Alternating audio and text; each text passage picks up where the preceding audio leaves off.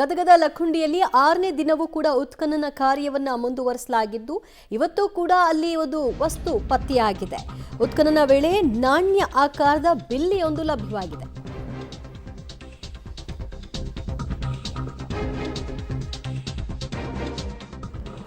ಲಕ್ಕುಂಡಿಯಲ್ಲಿ 6ನೇ ದಿನದ ಶೋಧ ಕಾರ್ಯವನ್ನ ಮುಂದುವರಿಸಿದ್ದಾರೆ. ನಿಧಿ ಉತ್ಖನನ ಸಂದರ್ಭದಲ್ಲಿ ನಾಣ್ಯ ಆಕಾರದ ಬಿಲ್ಲೆ ಪತ್ತೆಯಾಗಿದೆ. ಪುರಾತತ್ವ ಇಲಾಖೆ ಅಧಿಕಾರಿಗಳು ಈಗ ಪರಿಶೀಲನೆಯನ್ನ ನಡೆಸ್ತಾ ಇದ್ದಾರೆ.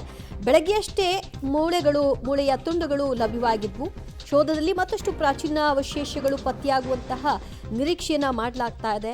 ಬಹಳಷ್ಟು ದೇವರ ವಿಗ್ರಹಗಳು, ಶಿವಲಿಂಗದ ಪಾಣಿಪೀಠ ಇವೆಲ್ಲವೂ ಕೂಡ ಪತ್ತೆಯಾಗಿತ್ತು. ಇವತ್ತು ಕೂಡ ಮುಂದುವರೆದಂತಹ ಶೋಧ ಕಾರ್ಯದಲ್ಲಿ ಅದೊಂದು ಬಿಲ್ಲೆ ಪತ್ತೆಯಾಗಿದೆ. ಆ ಬಿಲ್ಲೆ ಯಾವ ಒಂದು ಲೋಹದ್ದು ಅನ್ನೋದನ್ನ ಈಗ ಪುರಾತತ್ವ ಇಲಾಖೆ ಪತ್ತೆ ಹಚ್ಚುವಂತಹ ಕೆಲಸವನ್ನ ಮಾಡಲಾಗ್ತಾ ಇದೆ. ಎಷ್ಟು ಬಿಲ್ಲೆಗಳು ಇಲ್ಲಿಯವರೆಗೂ ಪತ್ತೆಯಾಗಿದೆ ಅನ್ನೋದನ್ನ ಗಮನಿಸ್ತಾ ಇದ್ದಾರೆ. ಅದನ್ನೆಲ್ಲವನ್ನು ಕೂಡ ಸಂಗ್ರಹ ಮಾಡಿ ಅದನ್ನ ತಜ್ಞರು ಈಗ ಅದು ಎಷ್ಟು ಹಳೆಯದ್ದು, ಆಮೇಲೆ ಅದರಲ್ಲಿರ್ತಕ್ಕಂತಹ ಲೋಹ ಎಂಥದ್ದು, ಇದೆಲ್ಲದರ ಬಗ್ಗೆ ತಿಳಿದುಕೊಳ್ಳುವಂತಹ ಪ್ರಯತ್ನವನ್ನು ಮುಂದುವರಿಸ್ತಾರೆ.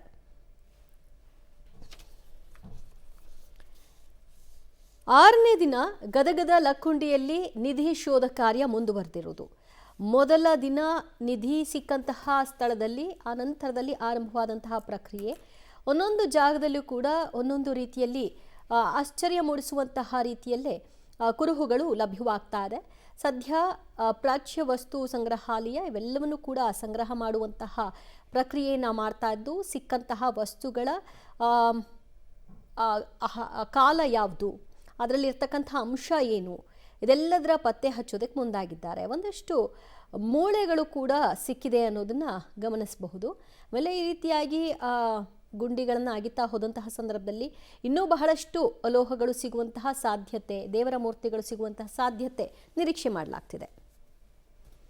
ಮತ್ತಷ್ಟು ಮಾಹಿತಿ ಕೊಡ್ತಾರೆ ನಮ್ಮ ಪ್ರತಿನಿಧಿ ಭೀಮನಗೌಡ. ಈಗ ಸಿಕ್ಕಿರುವಂತಹ ಬಿಲ್ಲೆ ಎಷ್ಟು ಹಳೆಯದ್ದು ಮತ್ತು ಅದರಲ್ಲಿರ್ತಕ್ಕಂತಹ ಲೋಹ ಎಂಥದ್ದು, ಇದರ ಬಗ್ಗೆ ಸತ್ಯ ಮೇಲ್ನೋಟಕ್ಕೆ ಏನು ಮಾಹಿತಿ ಸಿಗ್ತಾ ಇದೆ? ದಿವ್ಯಜ್ಯೋತಿ, ಗದಗ ಜಿಲ್ಲೆ ಲಕ್ಕುಂಡಿಯಲ್ಲಿ ಏನೋ ಉತ್ಖನನ ಕಾರ್ಯ ನಡೀತದೆ. ಇವತ್ತು 6ನೇ ದಿನದ ಉತ್ಖನನ ಕಾರ್ಯ ಸಂದರ್ಭದಲ್ಲಿ ಈ ಒಂದು ಬಿಲ್ಲೆ ಸಿಕ್ಕಿರುವಂಥದ್ದು. ಇದು ಟೆರ್ರಕೋಟ್ ಬಿಲ್ಲೆ ಅಂತ ಕರೀತಾರೆ. ಇದು ಮಣ್ಣಿನಿಂದ ಸುಟ್ಟ ಮಣ್ಣಿನಿಂದ ತಯಾರು ಮಾಡಿದಂತಹ ಬಿಲ್ಲೆ ಅಂತ ಹೇಳ್ಬೋದು. ಇದು ಅಪರೂಪದ ಬಿಲ್ಲೆ ಅಂತ ಕಾಣಬಹುದು. ಇದು ಇತಿಹಾಸವನ್ನು ಹೊಂದಿದಂತಹ ಪುರಾತನ ಕಾಲದ ಬಿಲ್ಲೆ ಇದಾಗಿದೆ.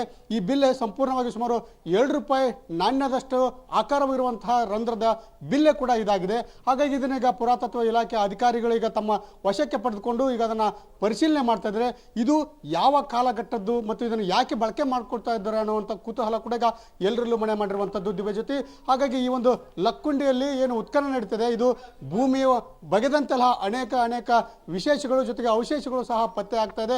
ಹಾಗೆ ಇದರಲ್ಲಿ ಲಿಂಗವಿನ ಒಂದು ಪಾಣಿಪೀಠ ಪತ್ತೆ ಆಗಿತ್ತು, ಕೋಟೆಯಲ್ಲಿ ಒಂದು ಲಿಂಗ ಪತ್ತೆ ಆಗಿತ್ತು, ಅದಾದ ನಂತರ ಒಂದು ದೊಡ್ಡ ಪ್ರಮಾಣದ ಒಂದು ಹಾವು ಕಾಣಿಸ್ಕೊಂಡಿತ್ತು. ಈಗ ಒಂದು ಮೂಳೆ ಕೂಡ ಸಹ ಸಿಕ್ಕಿರುವಂಥದ್ದು. ಅದು ಯಾವ ಮೂಳೆಗಳು, ಅದು ಮಾನವನ ಮೂಳೆ ಅಥವಾ ಯಾವುದಾದ್ರು ಪ್ರಾಣಿ ಪಕ್ಷಿಯ ಮೂಳೆ ಅನ್ನುವಂಥದ್ರ ಬಗ್ಗೆ ಕೂಡ ಕೆಲವು ಮೂಳೆಯ ತುಣುಕುಗಳು ಸಹ ಸಿಕ್ಕಿರುವಂಥ ಅದನ್ನು ಕೂಡ ಪರಿಶೀಲನೆ ಮಾಡ್ತಾ ಇದ್ದಾರೆ. ಅದೇ ರೀತಿ ಈಗ ಇನ್ನೊಂದು B1 ಬ್ಲಾಕ್ನಲ್ಲೂ ಕೂಡ ಒಂದು ದೊಡ್ಡ ಪ್ರಮಾಣದ ಕಲ್ಲಿನ ಬಂಡೆ ಸಹ ಸಿಕ್ಕಿರುವಂಥದ್ದು. ಹಾಗಾಗಿ ಇವತ್ತು ಸಿಕ್ಕಂತಹ ಮೂಳೆ ಮತ್ತು ಆ ಬಿಲ್ಲೆ ಎರಡನ್ನೂ ಕೂಡ ಪುರಾತತ್ವ ಇಲಾಖೆ ಅಧಿಕಾರಿಗಳು ಈಗ ಪರಿಶೀಲನೆ ಮುಂದಾಗ್ತಾ ಇದ್ದಾರೆ. ಈ ಮೂಲಕ ಅಧಿಕಾರಿಗಳೇ ಸ್ಪಷ್ಟಪಡಿಸಬೇಕು ಇದು ಯಾವ ಕಾಲಘಟ್ಟದ್ದು, ಇದನ್ನು ಯಾತಕ್ಕಾಗಿ ಬಳಕೆ ಮಾಡ್ತಾ ಇದ್ದಾರೆ ಅನ್ನುವಂಥದ್ದು. ಯಾಕಂದ್ರೆ ಈ ಬಿಲ್ಲೆ ಏನಿದೆ ಇದು ಸುಟ್ಟ ಮಣ್ಣಿನಿಂದ ತಯಾರಿಸಿದಂಥ ಇದು ಬಿಲ್ಲೆ ಅಂತ ಹೇಳ್ತಾ ಇದ್ದಾರೆ. ಆದರೆ ಈ ಬಿಲ್ಲೆಗೆ ಒಂದು ರಂಧ್ರ ಇದೆ. ಆ ರಂಧ್ರವನ್ನು ನೋಡಿದಾಗ ಉಳಿದ ಬಿಲ್ಲೆಗಳು ಕಾಮನ್ ಆಗಿರ್ತವೆ, ಅದು ಮಣ್ಣಿನ ಬಿಲ್ಲೆಗಳು. ಆದರೆ ಈ ಬಿಲ್ಲೆ ತುಂಬಾನೇ ವಿಶೇಷವಾಗಿದೆ, ಜೊತೆಗೆ ಇದು ಸಾಕಷ್ಟು ಕುತೂಹಲವನ್ನು ಸಹ ಮೂಡಿಸಿದೆ ಅಂತ ಹೇಳ್ಬೋದು. ಹಾಗಾಗಿ ಈ ಒಂದು ಬಿಲ್ಲೆಯ ಬಗ್ಗೆ ಪುರಾತತ್ವ ಇಲಾಖೆ ಅಧಿಕಾರಿಗಳು ಸಹ ಪರಿಶೀಲನೆ ನಡೆಸಿ ಇದು ಯಾವ ಕಾಲಘಟ್ಟದ್ದು, ಇದನ್ನು ಯಾತಕ್ಕಾಗಿ ಬಳಕೆ ಮಾಡ್ತಾರೆ ಅನ್ನುವಂಥ ಸ್ಪಷ್ಟ ಒಂದು ಉತ್ತರವನ್ನು ಈಗ ಅಧಿಕಾರಿಗಳಷ್ಟೇ ಕೊಡಬೇಕಾಗಿದೆ. ದಿವ್ಯಜ್ಯೋತಿ, ಥ್ಯಾಂಕ್ ಯು ಭೀಮನಗೌಡ ನಿಮ್ಮೆಲ್ಲ ಮಾಹಿತಿಗೆ.